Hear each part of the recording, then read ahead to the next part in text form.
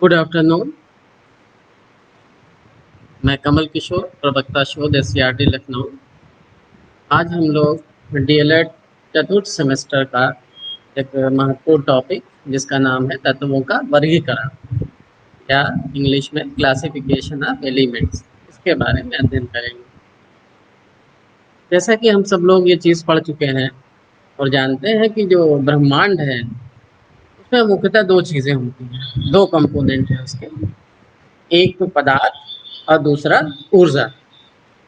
पदार्थ वो ब्रह्मांड की वो कोई भी चीज़ जिसमें कुछ द्रव्यमान होता हो, मास हो और वो जगह घेरती हो, तो उसको हम पदार्थ कहते हैं। और ऊर्जा जिसमें कुछ काम करने की क्षमता हो। हम मुख्यतः यहाँ पर पदार्थ के बारे में बात करेंगे। तो पदार्थ जो ब्रह्मांड में पाया जाने वाला जो समस्त वस्तुएं पदार्थ हैं, उनको हम दो कैटेगरी में बांट सकते हैं साइंटिफिकली। एक शुद्ध और दूसरा अशुद्ध, या अशुद्ध को मिश्रण भी बोलते हैं। तो जो शुद्ध पदार्थ की क्या परिभाषा है, तो वो पदार्थ जो सिर्फ एक ही प्रकार के कणों से मिलके बना हो, एक ही टाइप के पार्टिकल्स होंगे, एक से ज्यादा टाइप के नहीं होंगे, तो उसको हम शुद्ध मानेंगे। और अशुद्ध या मिक्सचर जिसमें दो या दो से ज्यादा टाइप के पार्टिकल्स जरूर होंगे, तो उसको अशुद्ध या मिक्सचर कहेंगे।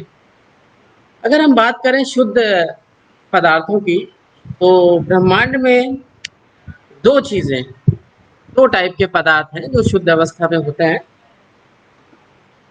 यूनिवर्स या ब्रह्मांड के दो कंपोनेंट, पदार्थ और ऊर्जा। पदार्थ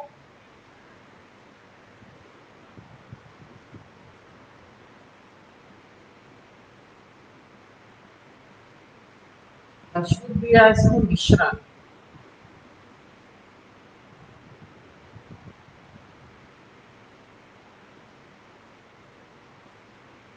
जो शुद्ध पदार्थ हैं वो दो प्रकार के, एक होते हैं तत्व, एलिमेंट्स, वो शुद्ध होते हैं, और दूसरे होते हैं यौगिक या कंपाउंड, वो शुद्ध होते हैं। तो दो चीजें, दो प्रकार के पदार्थ शुद्ध अवस्था में पाए जाते हैं। तो अगर हम बात करें तत्व की, पहले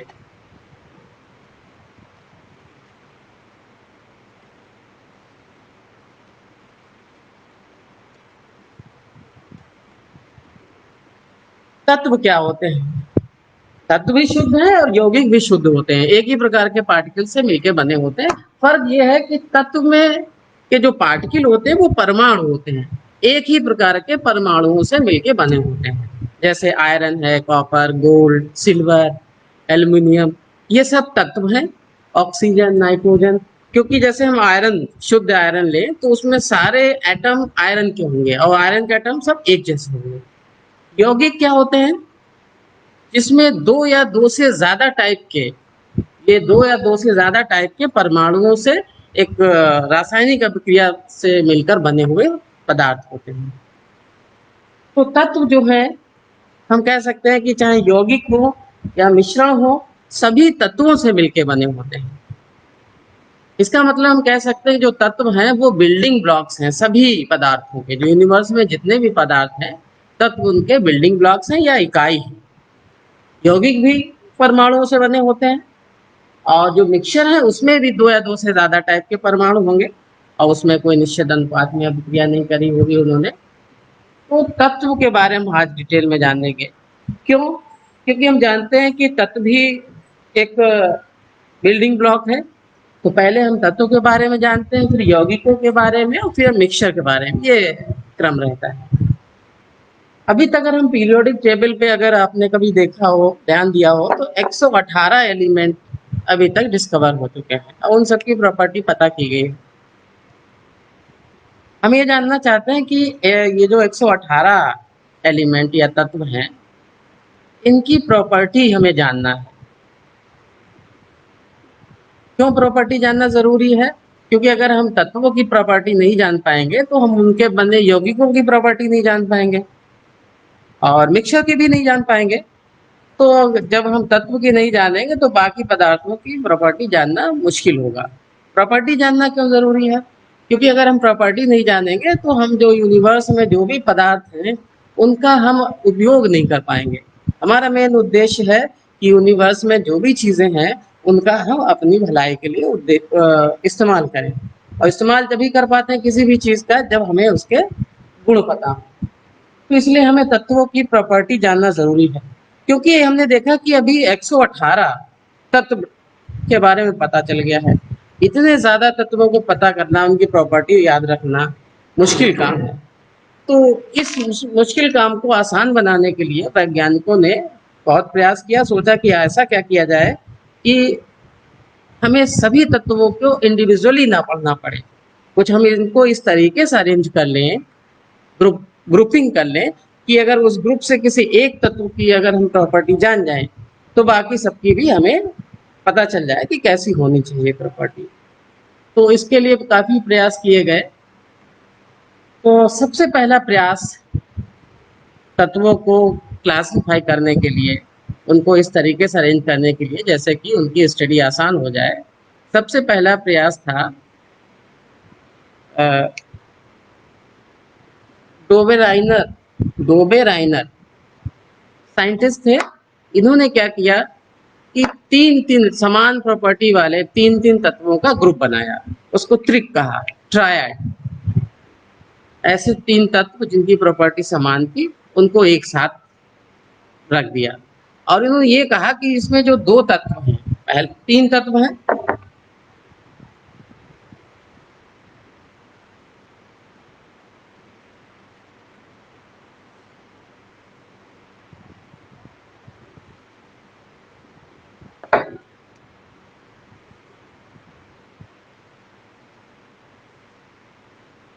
ये एक इनका ट्रायड है।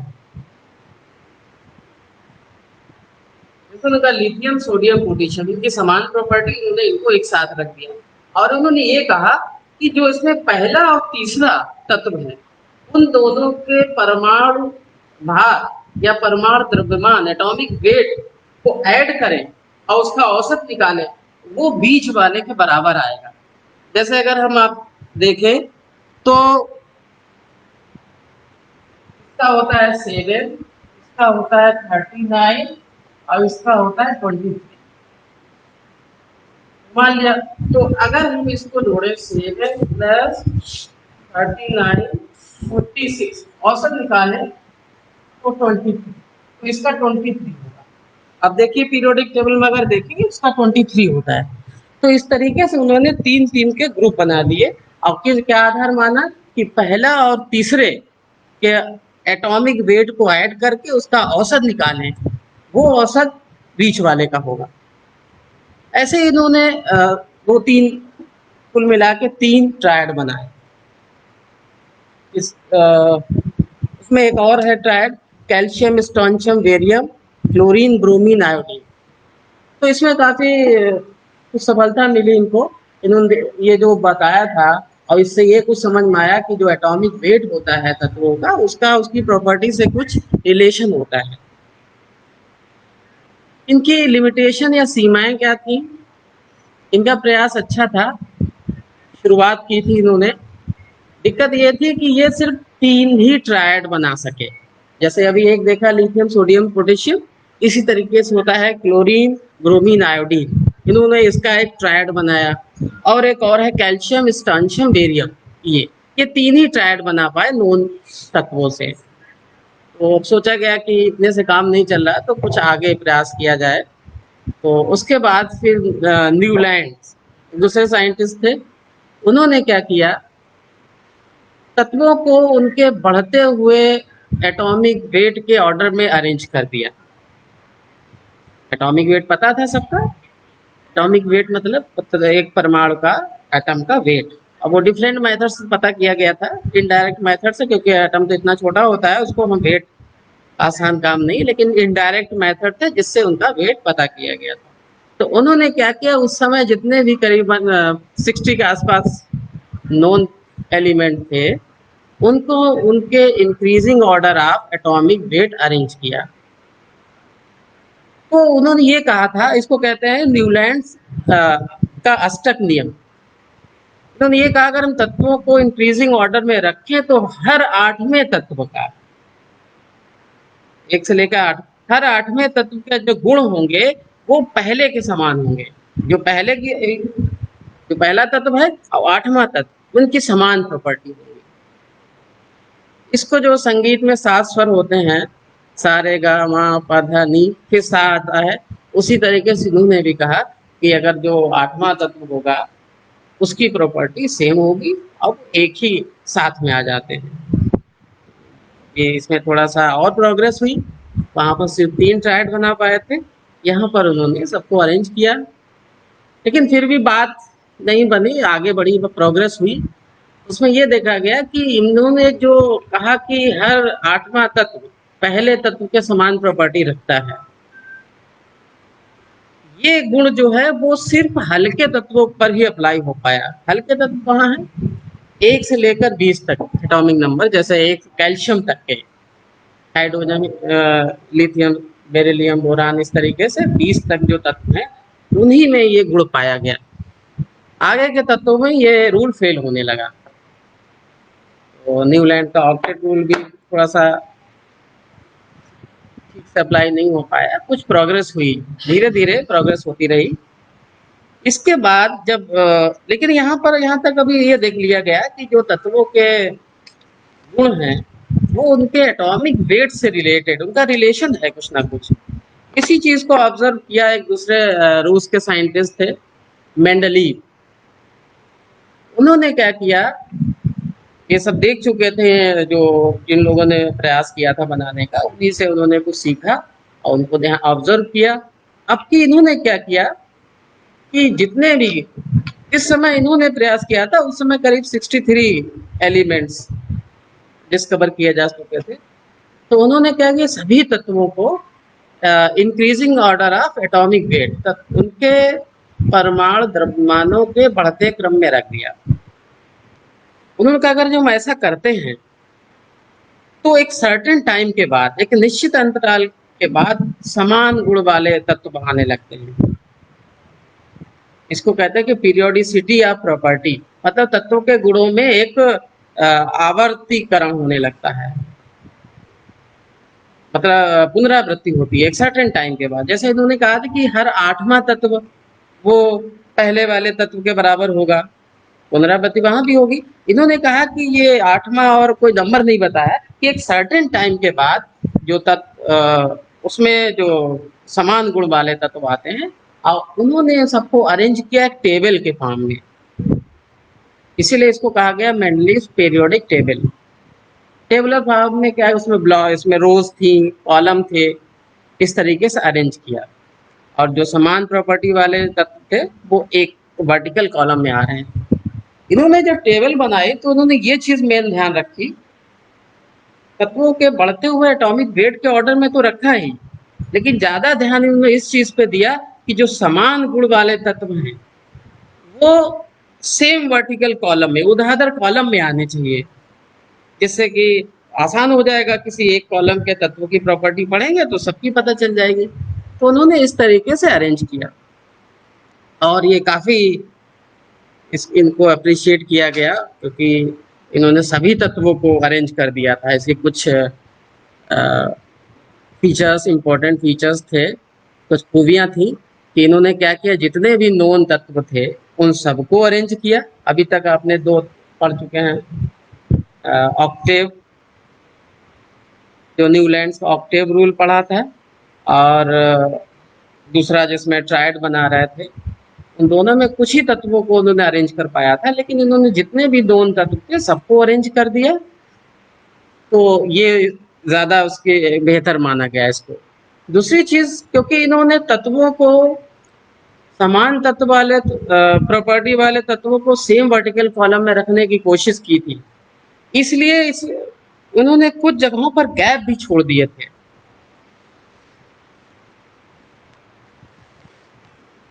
अगर हम पीरियोडिक टेबल मेंडलीव की जो ओरिजिनल टेबल थी वो कुछ इस तरीके से, इसमें देखिए जो व्हाइट आपको गैप दिखाई दे रहे हैं, तो यहाँ पर तत्व नहीं है, गैप छोड़ दिए थे। उनका मानना था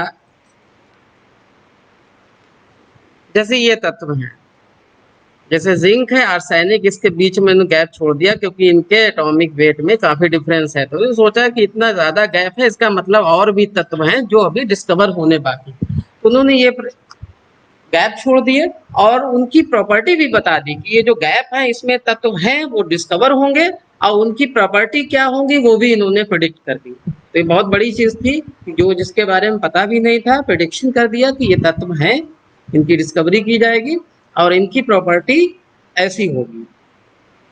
तो ये इस चीज ने मोटिवेट किया बाकी साइंटिस्ट को, उन्होंने कहा कि ये अगर ऐसा कह रहे हैं तो ये पॉसिबिलिटी है।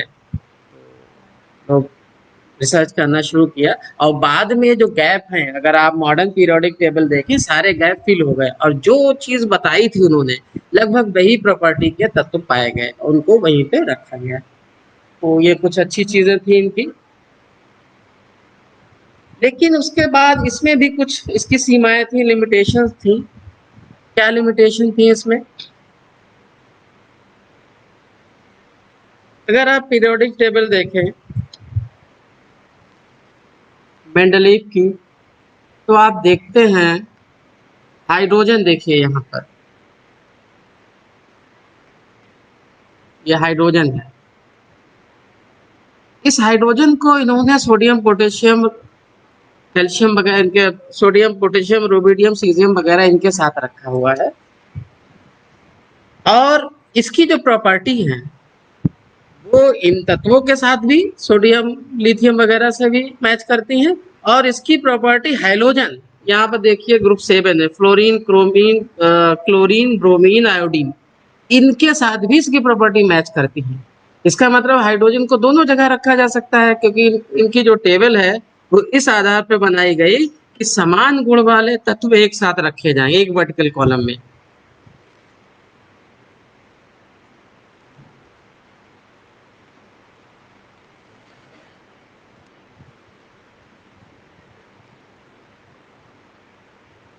तो ये देखा गया, ये एक लिमिटेशन थी, इसको एक्सप्लेन नहीं कर पाए। इसके अलावा एक और बहुत महत्वपूर्ण चीज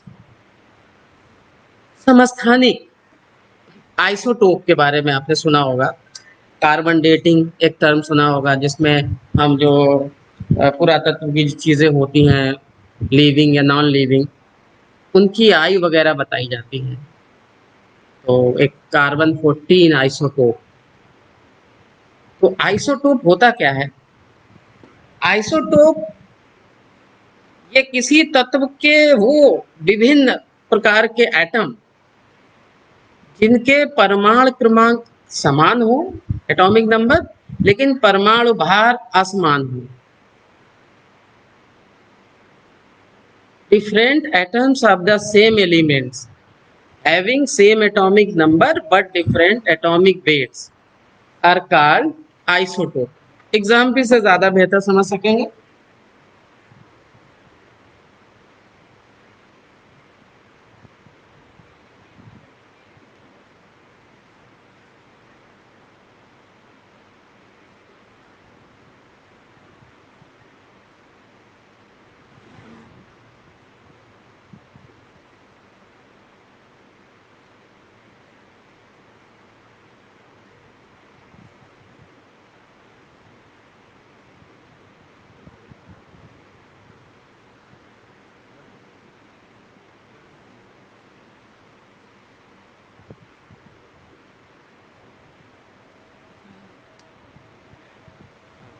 तो कार्बन, जैसे कार्बन एक तत्व है, अगर हम कार्बन का कुछ एक टुकड़ा लें तो उसमें संभावना है कि जो वैसे तो एक हमने अभी बात की कि जो तत्व वो होते हैं जिसमें एक ही प्रकार के एटम पाए जाते हैं, लेकिन कुछ तत्व हैं जैसे कार्बन की बात करें तो उसमें आपको 3 टाइप के एटम पाए जाने की संभावना है।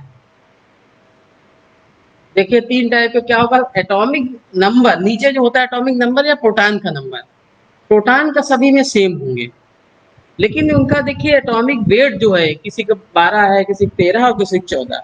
3 टाइप के आपको उसमें परमाणु मिल सकते हैं। तो इन तीनों को क्या कहेंगे, आइसोटोप ऑफ कार्बन, कार्बन तत्व के आइसोटोप। तो अब बात ये आती है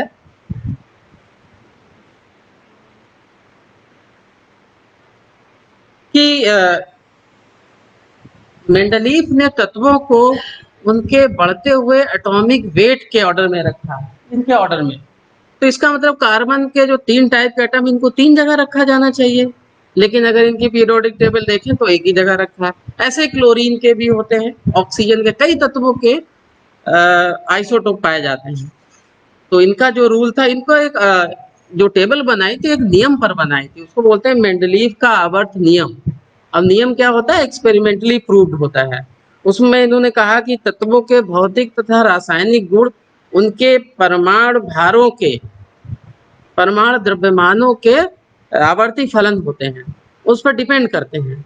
और उन्होंने एटॉमिक वेट के ऑर्डर में अरेंज किया था। अगर एटॉमिक वेट के ऑर्डर में अरेंज किया तो ये 3 टाइप के एटम होते हैं, तो उनको 3 जगह रखिए, लेकिन रखा एक जगह। तो इस चीज को वो एक्सप्लेन नहीं कर पाए। इसके अलावा कुछ ऐसे पेयर्स भी थे टेबल में, अगर आप देखें यहाँ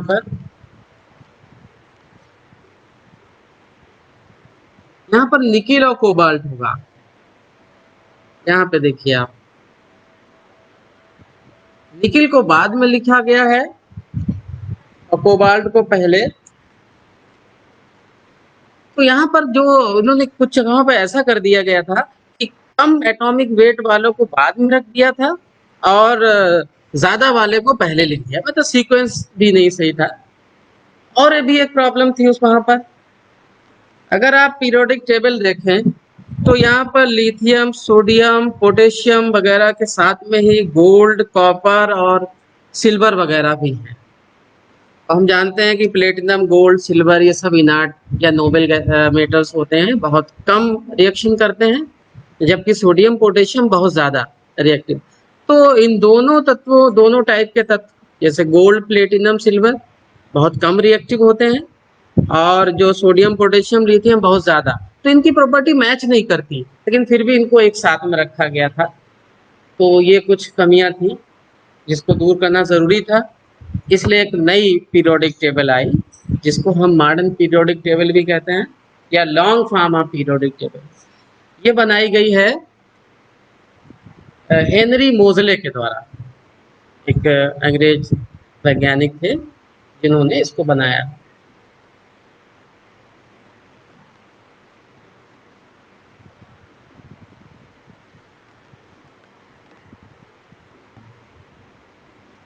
अब इन्होंने किया क्या, हेनरी मोजले ने, जो भी कमियां थी मेंडलीफ पीरियोडिक टेबल में, इसको अगर वो दूर कर देते तो टेबल एक्सेप्ट हो जाती पूरी तरीके से। इन्होंने दूसरे तरीके से विचार किया, इन्होंने कुछ एक्सपेरिमेंट किए और ये देखा कि तत्वों के भौतिक और रासायनिक गुण, भौतिक गुण जैसे उनकी भौतिक अवस्था क्या है, कंडक्टिविटी, कलर, गलनांक, क्वथनांक, ये सब चीजें होती हैं भौतिक गुण। और रासायनिक गुण जो रासायनिक अभिक्रिया करते हैं दूसरे तत्वों के साथ, इन सब देखा, ये सारी प्रॉपर्टी हैं तत्वों की, वो तत्वों के एटॉमिक वेट से की, तो एटॉमिक वेट की तुलना में एटॉमिक नंबर से पर ज्यादा डिपेंड करती हैं। एटॉमिक नंबर मतलब उनके तत्व के जो एटम है, उनके न्यूक्लियस में जो प्रोटॉनों का नंबर होता है, उसको बोलते हैं एटॉमिक नंबर। तो एटॉमिक नंबर पर ज्यादा डिपेंड करती है, वो एक ज्यादा फंडामेंटल प्रॉपर्टी है एटॉमिक वेट के कंपैरिजन में। तो इसलिए इन्होंने क्या किया, पीरियोडिक टेबल अपनी बनाई, उसमें क्या किया इन्होंने, सभी जितने भी उसमें नॉन तत्व थे उनको उनके एटॉमिक नंबर के इंक्रीजिंग ऑर्डर में अरेंज कर दिया। जैसे अभी मेंडलीफ ने एटॉमिक वेट के ऑर्डर में अरेंज किया था, और इन्होंने एटॉमिक नंबर के ऑर्डर में अरेंज किया। जब अरेंज किया तो ऐसा, तो सेम प्रॉपर्टी वाले जो तत्व थे वो सेम एक वर्टिकल कॉलम में आ गए, जिनकी प्रॉपर्टी सेम थी वो सब एक वर्टिकल कॉलम में आ गए। और जो कमियां रह गई थी, जैसे अभी मेंडलीफ में कमी थी कि कुछ ऐसे तत्व जिनका एटॉमिक वेट ज्यादा था वो कम वाले से पहले आ गए थे। जैसे मान लिया एक एलिमेंट ए है, उसका एटॉमिक नंबर 26 है और दूसरा बी है 27, तो उन्होंने 27 को पहले रख दिया था और 26 वाले को बाद में। क्यों? क्योंकि उन्होंने ये देखा था कि प्रॉपर्टी ज्यादा इंपॉर्टेंट है। तो उनका जो ऑर्डर था इंक्रीजिंग ऑर्डर वो फेल हो रहा था तब। लेकिन जब इन्होंने एटॉमिक नंबर के ऑर्डर में अरेंज किया तो ये कोई बात ही नहीं रही। एटॉमिक 1 2 3 4 इस तरीके से होता है होल नंबर, तो उस तरीके से वो उसको रखते चले गए, तो ये प्रॉब्लम खत्म हो गई। दूसरी चीज आइसोटोप की जो समस्या थी कि तत्वों के जो आइसोटोप होते हैं जिनके एटॉमिक वेट अलग अलग होते हैं, उनको हम जितने एटॉमिक वेट के एटम है उनको अलग अलग रखें, लेकिन इन्होंने एटॉमिक वेट की बात ही नहीं की। इन्होंने क्या किया कि एटॉमिक नंबर के ऑर्डर में रखा, तो कार्बन देखिए सभी का एटॉमिक नंबर सेम है, 6 है, तो उन्होंने सबको एक एक जगह रख दिया, तो ये समस्या भी खत्म हो गई। और इस टेबल में इसको लॉन्ग फॉर्म पीरियोडिक टेबल भी कहते हैं या मॉडर्न पीरियोडिक टेबल कहते हैं। तो इसका अगर इसको हम देखें कुछ इस तरीके से दिखाई देती है।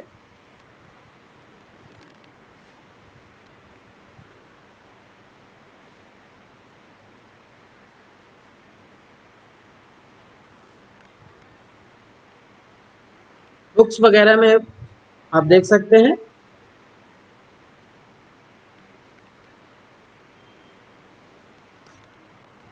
अगर हम इसको एक्सप्लेन करना चाहें कि पीरियोडिक टेबल की जो कैरेक्टरिस्टिक विशेषताएं क्या हैं, तो हम बात करते हैं।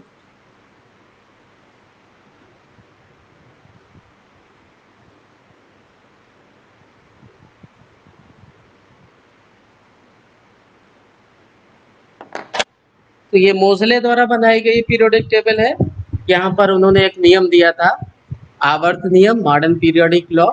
उसमें ये कहा था कि तत्वों के जो रासायनिक और भौतिक गुण हैं वो तत्वों के एटॉमिक नंबर पर डिपेंड करते हैं, आवर्ती फलन होते हैं।